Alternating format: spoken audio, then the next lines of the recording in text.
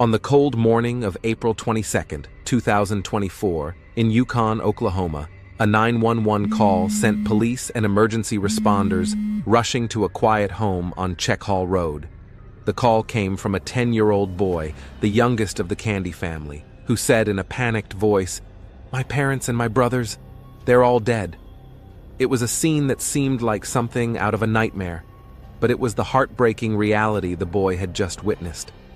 The Candy family had long been considered the model of the ideal American family. Jonathan Candy, the 42-year-old father, worked part-time at the Paycom Center, which hosted major sporting and music events, including Oklahoma City Thunder games. His wife, Lindsay Terry, was a fun-loving woman who always made people laugh. They had 4 sons: Dylan, 18, Ethan, 14, Lucas, 12, and the youngest, 10. This family was not just a regular family, but also a favorite of neighbors and friends. Dylan, the eldest son, had recently graduated from Mustang High School and had a passion for music. He played drums in the school band and was attending Oklahoma Baptist University, where he was a member of the Bison Brigade. Teachers and classmates described Dylan as having a big heart and always willing to help others. Ethan, 14, was a talented baseball player at Mustang North High School. He was praised for his competitive spirit and leadership. Coach T.J. Armstrong said Ethan brought positive energy to the team and was his son's best friend. Lucas, 12, was an active, smart boy who enjoyed playing outdoors and participating in sports with his brother. He was always on the soccer field when his brother practiced, and his friends remembered him as a boy full of energy and affection. Candy's family life seemed normal. From the family photos filled with laughter and outings, everyone thought they were a happy and harmonious family. In an episode of Discover Oklahoma, Jonathan and Lindsay even shared a passion for pastries at a famous bakery nearby. Little details, like Lindsay's love of carrot cake and Jonathan's constant laughter, painted a picture of a perfect family. That morning, the youngest boy woke up like any other day. He heard nothing but the fire alarm ringing briefly. Then everything fell silent. With the fan blowing air towards his bed, he couldn't hear what was happening in the house outside his small room. When he stepped out of his room around 9 a.m., the boy was shocked by the scene before him. The house was deathly silent, except for bloodstains on the floor. On the floor, his parents and 3 brothers lay motionless in pools of blood, all shot to death. In a panic, the boy reached for the phone and called 911, reporting that his family had been murdered. When police and rescue workers arrived, they could not believe their eyes at the brutal massacre. Lindsay Candy, 39, and her 3 sons, Dylan, Ethan, and Lucas, were all dead. Jonathan Candy, the suspect, was also found with a self-inflicted gunshot wound to the head. At first, everyone thought it was a murder by an intruder, but the truth was much more horrifying. Jonathan, a father who everyone knew as a funny, caring, and loving man, was the one who murdered his wife and children. After killing them, he took his own life. Neighbors and friends could not believe what had happened. One neighbor said, "Jonathan was always a happy and kind person. I never thought he would do this."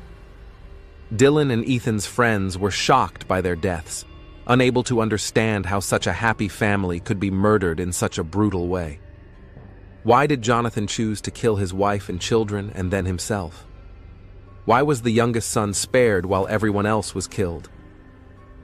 This question has puzzled investigators throughout the investigation. There were no obvious signs of domestic violence or serious conflicts in recent times. The Candy family, at least from the outside, had always appeared happy and close-knit. Investigators began digging into Jonathan's personal life, trying to figure out what might have led to his madness. They began looking into Jonathan's finances, his mental state, and his family relationships with his wife and children. After receiving the emergency call from the 10-year-old boy and conducting a search of the scene, the police began to collect every possible clue. The Candy family home became a gruesome crime scene. Blood was everywhere, and there was no sign of a struggle or resistance from the victims. This led investigators to ask, why was there no sign of a struggle? The police quickly confirmed that Jonathan Candy, the father, was the only suspect when a gun was found near his body.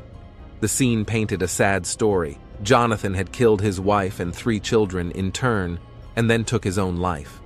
However, one big question remained. Why did Jonathan spare his youngest son?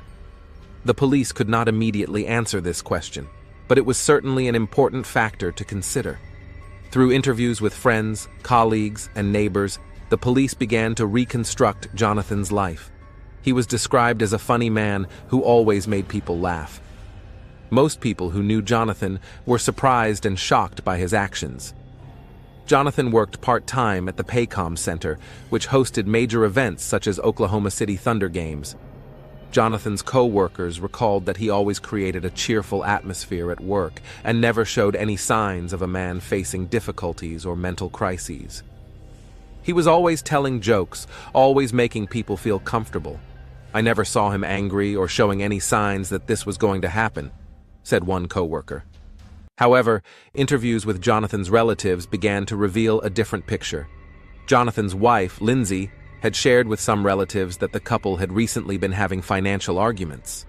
Although no one expected these conflicts to lead to such a tragedy, it did raise questions about what was really going on in their relationship. Investigators began to look into the Candy family's finances, and what they discovered made the case even more complicated. Jonathan was only a part-time worker, while Lindsay was a housewife and looked after the children. The couple had 4 sons, and their living expenses were increasing. The family's financial records showed many unpaid debts, and there were signs that they were struggling financially. Among the documents found were medical bills, bank loans, and overdue credit cards. This led investigators to hypothesize that financial stress may have been one of the main factors that pushed Jonathan to the brink of despair. He may have felt that he could not provide for his family properly and gradually lost control under these pressures. Some of Jonathan's relatives also said that he had talked about his dissatisfaction with his job and his lack of accomplishment in life. He felt trapped in his role as a father and husband, but there was no way out of the burdens he was carrying. Police continued to investigate signs of marital strain between Jonathan and Lindsay. Relatives said that the couple had had many arguments in the months before the incident, mainly about finances. Lindsay had expressed concern about the family's future as debts piled up, while Jonathan felt he had no control over the situation.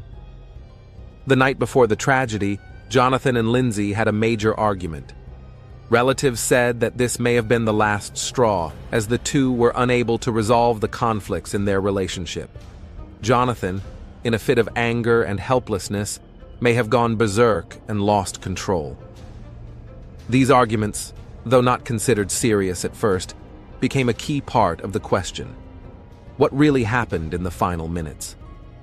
During a search of Jonathan's office, investigators found a diary that he had been keeping for months. The entries revealed frustration, abandonment, and disorientation.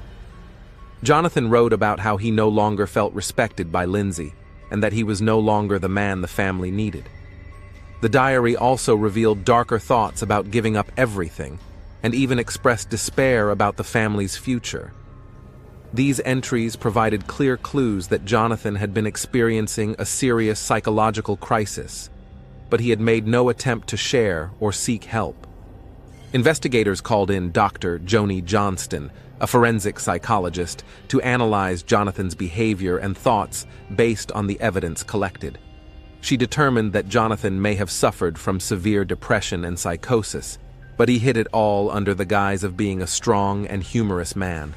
According to Ms. Johnston, depression in men often manifests differently than in women. They are less likely to share negative emotions and often hide their pain, leading to sudden emotional outbursts when they can't bear it any longer. Jonathan may have suffered for a long time without seeking support from family or friends. The investigation also began to focus on exploring other factors that may have affected Jonathan's psychology, including societal pressures on the role of a father and a breadwinner.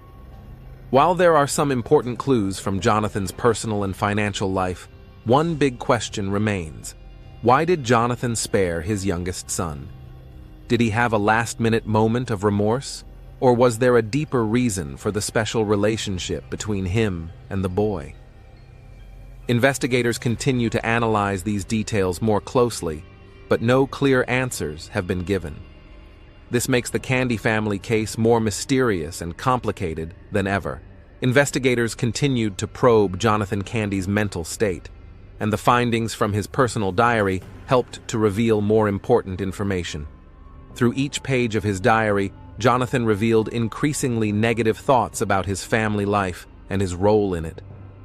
Although he always tried to appear cheerful on the outside, Jonathan was carrying a huge psychological burden on the inside. Forensic psychologist Joni Johnston continued to analyze Jonathan's diary entries, and she realized that Jonathan had been suffering from severe depression. According to Johnston, this could be a type of depression that sufferers try to hide, maintaining a strong and normal appearance.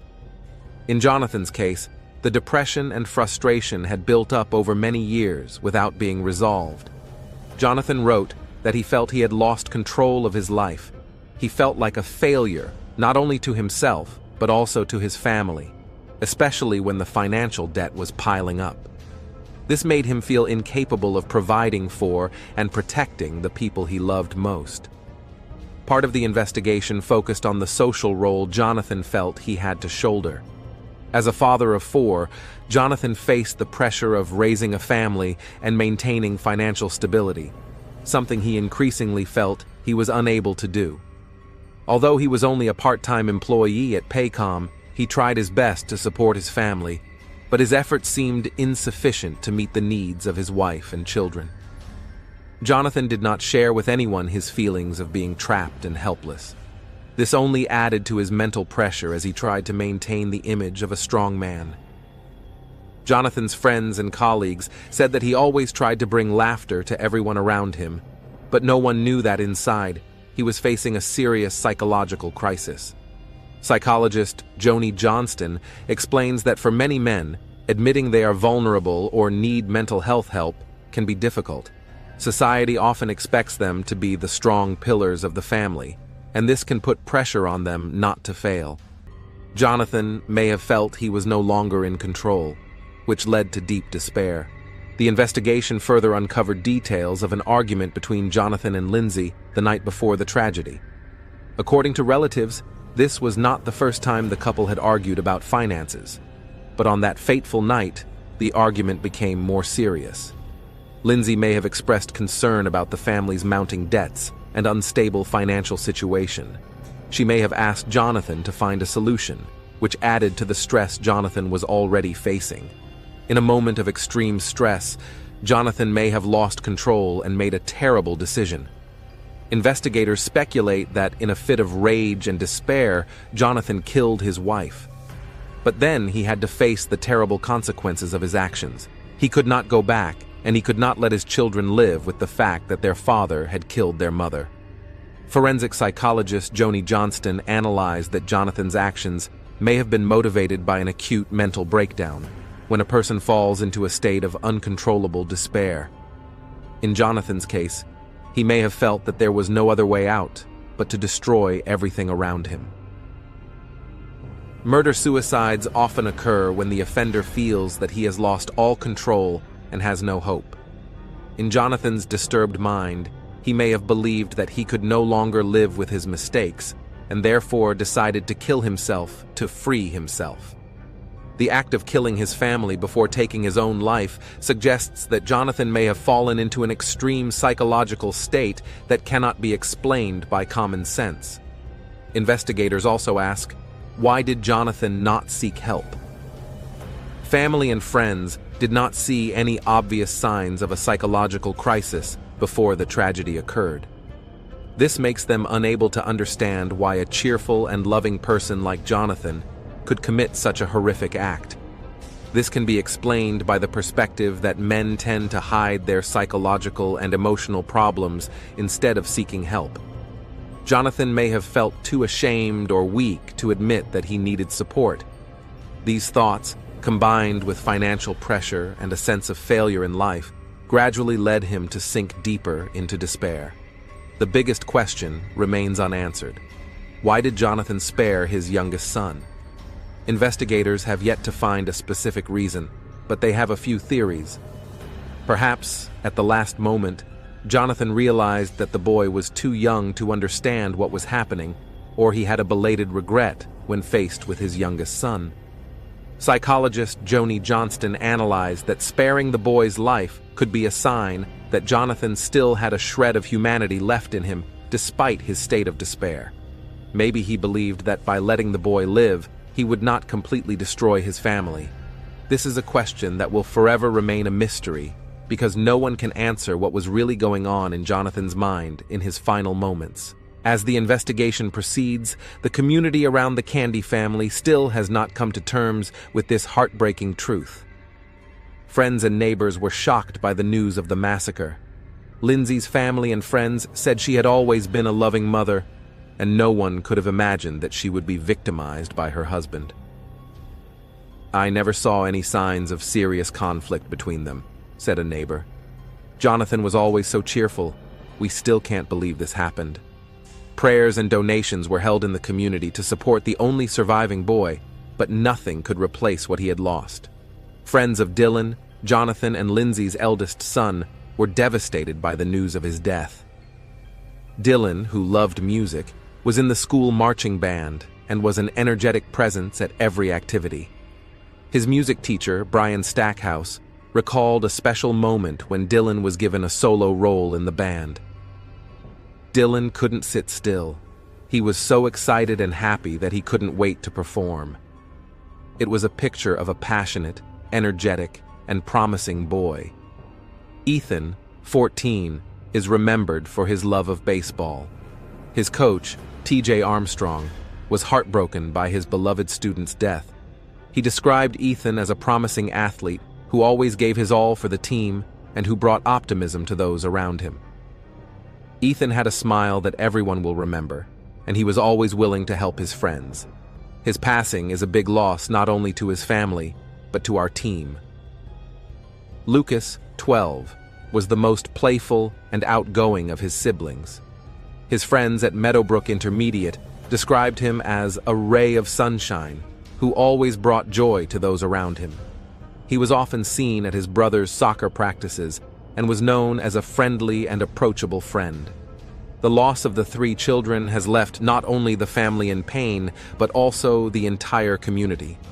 Friends and neighbors of the Candy family have said they cannot believe the heartbreaking truth.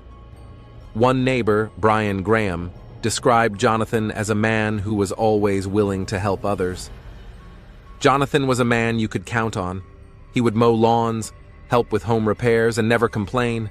It's just unbelievable. Although the investigation has raised many theories and explored Jonathan's possible motives, there are still many unanswered questions. Why would a man who loved his family so much decide to kill the people he loved? Was he suffering from psychological problems that no one recognized? Or were there other factors in his personal life that pushed him to the brink of despair? Another psychologist called in to investigate, Dr. Joanna Smith, said that such cases often have more than one cause. She suggested that Jonathan's mental health, financial stress, and perceived isolation may have led to his brutal act. People like Jonathan often cannot cope with the conflict between the image they want to project to society and the sense of failure they feel in reality, Smith said. This may have created an unbearable pressure that led them to take this tragic path. While everyone was grieving the loss of the Candy family, all eyes were on the 10-year-old boy who was the sole survivor. He had to deal with not only the fact that his entire family had been murdered, but also that the father he loved had been responsible for the tragedy. This will be a terrible psychological burden that the boy will have to carry for the rest of his life. Relatives have taken him in, and he will receive psychological support throughout his recovery. Child psychologists have been brought in to work with him, helping him cope with his loss and gradually adjust to a completely different life than before. The community has raised money through GoFundMe pages to support the boy and ensure he has a safe and well-cared-for future. However, No amount of financial help can replace the immense loss he has suffered. After weeks of careful investigation, the police have officially concluded the Candy family massacre case. Evidence collected from the scene, Jonathan's personal diary, and testimony from relatives and friends have helped expose a heartbreaking story of a man who was overwhelmed by the pressures of life to the point of being unable to control himself. The case was closed with the conclusion that this was a murder-suicide.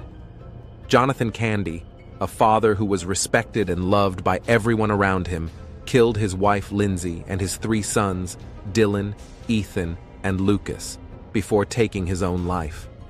Financial pressure, personal failure, and psychological crisis are considered the main factors that pushed him to the brink. However, there are still unanswered questions. Why did Jonathan spare his youngest son? Did he have an epiphany at the last moment? This will forever be a mystery because no one can answer the question, not even Jonathan himself. The only boy to survive the tragedy has been taken in and cared for by his family. However, his future is a challenging one. Psychologists warn that the loss and psychological trauma from this incident could affect him for the rest of his life. Not only does the boy have to face the loss of his entire family, but he also has to live with the painful truth that his father was the one who caused the tragedy. A long-term psychological support program has been arranged for the boy, with the aim of helping him overcome his grief and rebuild his life. The community in Yukon, Oklahoma has come together to donate and provide financial support for him, ensuring that he will be able to continue his education and develop in the future. But despite the help from everyone, the mental pain he has suffered remains an irreplaceable part of his life. The Candy family's story has shocked not only the Yukon community, but also the entire country. People are wondering how such a devastating tragedy could happen to a seemingly perfect family. Neighbors and friends of the family are still in disbelief about what happened, and many have turned to mental health services to help them cope with the shock. The Candy case has also become a heartbreaking lesson in the importance of mental health. Many men like Jonathan are suffering from stress and depression without seeking help, for fear of being judged as weak or a failure. The case has sparked discussions about breaking down social stigmas around mental health, especially for men. Experts emphasize that there is no shame in seeking mental health help, and that it can prevent similar tragedies from happening. Dr. Joni Johnston, a forensic psychologist who worked on the case, became a champion for mental health programs in the wake of the incident. "We need to create an environment where people feel safe to talk about their mental health issues," she said. If Jonathan had sought help sooner, it might not have gotten to this point. As the Yukon community continues to recover from the shock, they decided to hold a memorial service for the Candy family, especially to honor the 3 children, Dylan, Ethan, and Lucas, who lost their lives too soon. Dylan will always be remembered for his love of music, and his drumming in the school band will forever resonate in the hearts of those who loved him. Ethan, with his bright smile and passion for baseball, will forever be remembered on the field where he played. Lucas, a boy full of energy and optimism, will always be an inspiration to his friends and teachers. Neighbors and friends have erected a small memorial at the school and playground where the boys used to attend. The benches and plaques are engraved with the names of the victims as a symbol of irreplaceable loss, but also of the promising lives they once had. The Candy family tragedy is not only a heartbreaking story of loss, but also a reminder of the power of helping each other in times of need. The community has come together not only to remember the Candy family, but also to learn to recognize the early warning signs in those around them. The event has prompted many families in the area to start talking more openly about mental health. Counseling programs have been held in schools and churches in the area, helping people realize that no one is immune to the pressures of life, and that help is available if they need it. With the help of his family, friends, and community, the only boy to survive this massacre will be surrounded by love and support to help him through his terrible pain. Although it will take time, He will have the opportunity to move on and build a new future where he can find comfort and hope.